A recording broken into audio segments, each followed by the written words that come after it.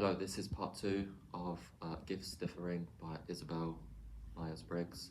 Um, in today's video, we're going to talk about some of the implications of the book, what one can take and learn from the book to benefit one's life in as many ways as possible. I think the biggest utility, or the most useful take from the book, is to try to understand your own personality better. Kind of goes without saying that if you understand your own personality, you would be better placed to find a job that's optimal, that's more suitable for your particular personality.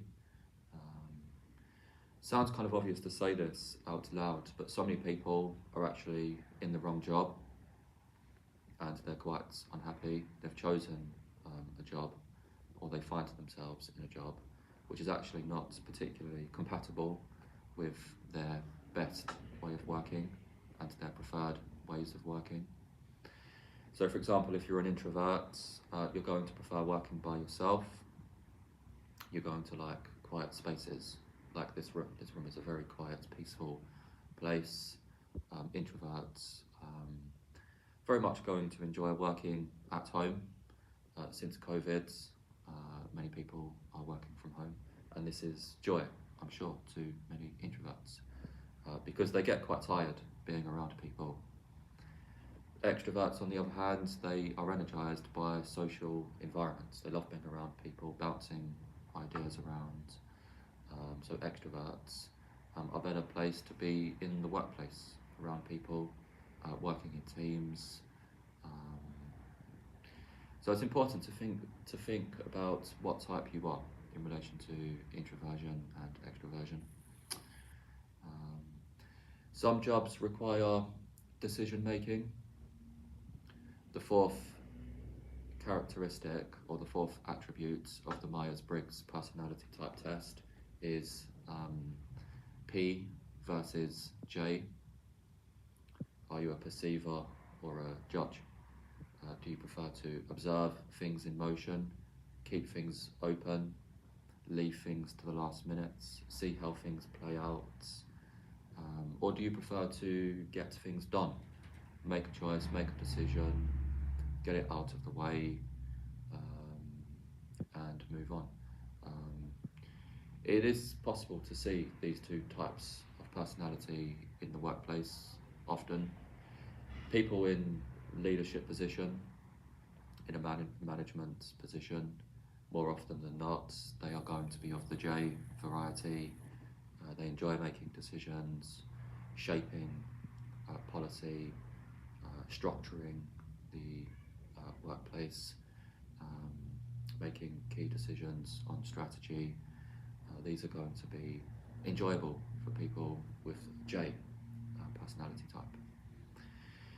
So it's important to think about which way of viewing the world you actually prefer.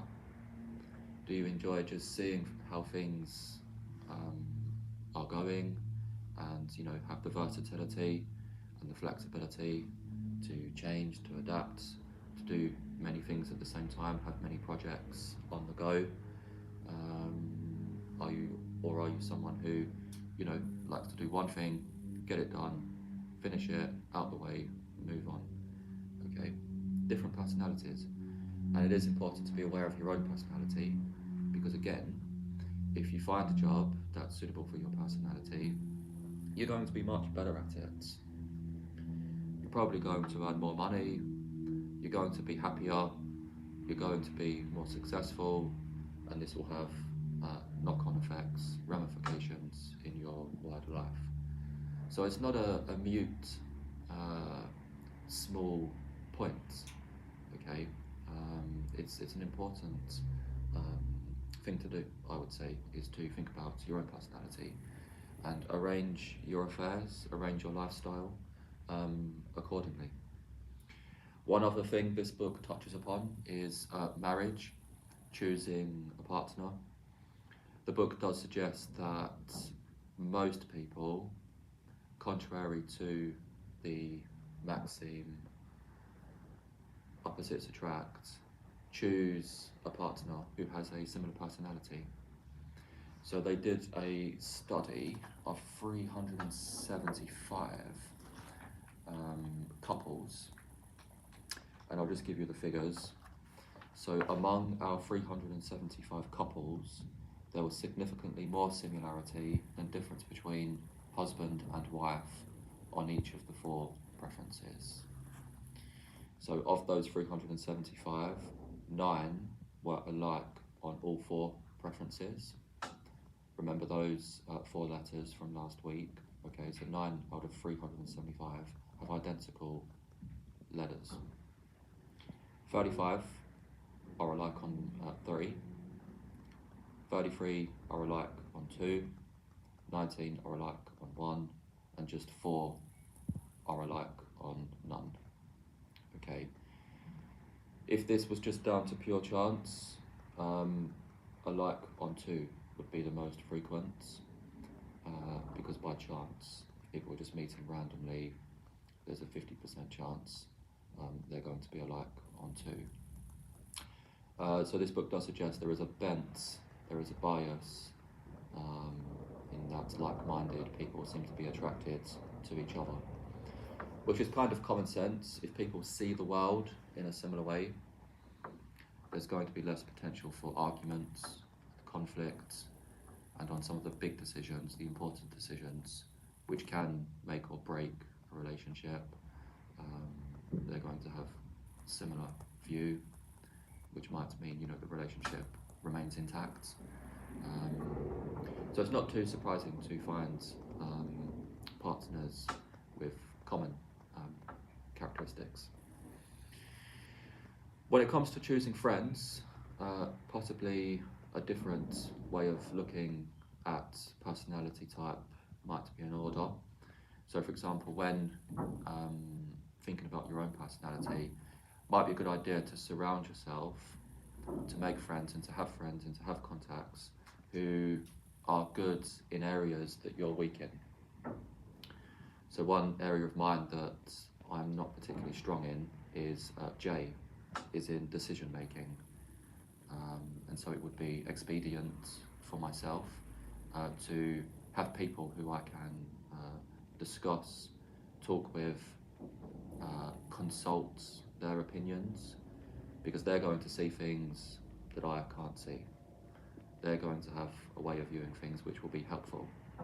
Even though there might be some disagreement, some clash, it is important to think about making use of other people's talents. And the book is called Gifts Differing. So we're all different, but I think it's good to analyse your weak areas. What are you weak at in terms of your own personality? Could be that you're a highly emotional type and that you struggle with being impersonal, making sort of objective, realistic decisions. It's not too uncommon to find people who, their heads are almost in the clouds and they come up with great ideas, but they change regularly. Every week they've got a new idea, a new project, and they struggle to get anything done and to make any serious progress in their lives because they sometimes don't execute, they don't finish something. And so for these types of personality, might make sense if they were to surround themselves with people that can help them with the things that they're not good at. Okay, so that could be another benefit of the book, is that to improve on the areas you're weak at. You can also improve yourself. For example, knowing that one is not particularly good when it comes to making decisions. One can read books, watch YouTube videos, find out how to make better decisions, look at decision-making processes to try to get better at that particular aspect. The other aspect is that in better understanding people, and this book will certainly help one to have a better understanding of people, it might be possible, or it might be more possible to avoid conflict, because often you meet people in the workplace who kind of rub you up the wrong way, and it might be nothing personal, and there's maybe a tendency to take things personally, but it's just a different personality, a different way of viewing things. They've got a certain brain. They might be more S than N, so they might be more interested in the hard facts, the details, rather than the possibilities. If you're an intuitive type, sometimes making plans that are realistic can be an issue. This is something, again, I can struggle with a little bit because I'm much more of an intuitive type. I prefer to think about potentialities and look at patterns, and sometimes hard facts are sort of secondary to my thought process. So, okay, the reason why some conflicts can occur is because people who are strong in S, if they bring that to one's attention, it can be a little bit sort of, you can take it the wrong way if you're not aware that they have more of a fact-based, realistic perception of the world. So it just helps if you can appreciate that people see things differently. That is what I would say the other big advantage of the book is. The book is fantastic because it gives a number of descriptions as well about the different personality types. So there's a great little summary, if you will, of the different types. Very short, very concise. So intuitive types need sensing types, this is what I was talking about, to bring up pertinent facts, to apply experience to problems, to read the fine prints in a contract, to notice what needs attention now. Thinking types need feeling types to persuade, to conciliate, to forecast how others will feel. It's quite important. To arouse enthusiasm, because feelers, they're going to be better with people. They're going to understand people's emotions and how a policy might impact behaviour.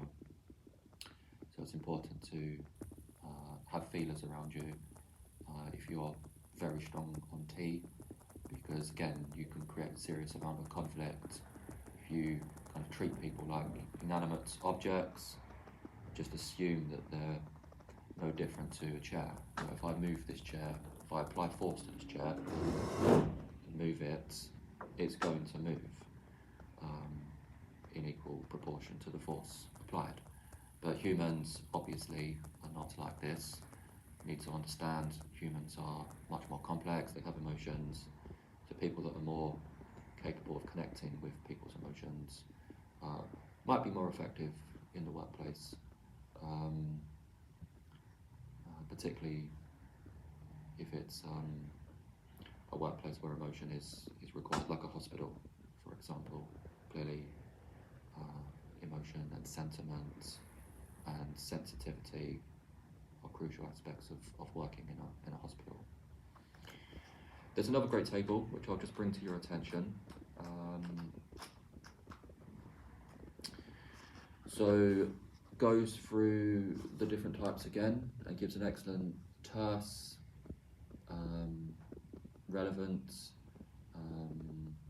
useful set of descriptions. So for example, with judging types, work best when they can plan their work and follow the plan. Like to get things settled and finished, may decide things too quickly, may dislike to interrupt the project they are on for a more urgent one, may not notice new things that need to be done. Perceptive types adapt well to changing situations, do not mind leaving things open for alterations, may have trouble making decisions, may start too many projects and have difficulty finishing them. Gives a number of others. Feeling types tend to be aware of other people and their feelings, enjoy pleasing people, even in unimportant things, like harmony. Efficiency may be badly disturbed by office feuds, often let discussions be influenced by their own or other people's personal likes and wishes, as opposed to the thinking types who do not show emotion readily and are often uncomfortable dealing with people's feelings, may hurt people's feelings without knowing it, like analysis and putting things into logical order, can get along without harmony, tend to decide impersonally, sometimes paying insufficient attention to people's wishes, need to be treated fairly. Okay, so this book is excellent, and I would say for anyone who hasn't read much about personality type and wishes to improve in this area. I myself have put quite a lot of time recently into looking at personality type, partly because I am an introvert and also a thinker, and so these things don't really come quite naturally to me, so I'm trying to improve in this area and try to understand better how people have different ways of viewing things and why they make the decisions that they do. So it's a wonderful book. Next week I will aim to make another video on another book on personality. Over the coming weeks, most of these book reviews will be on personality, on human psychology. See you there.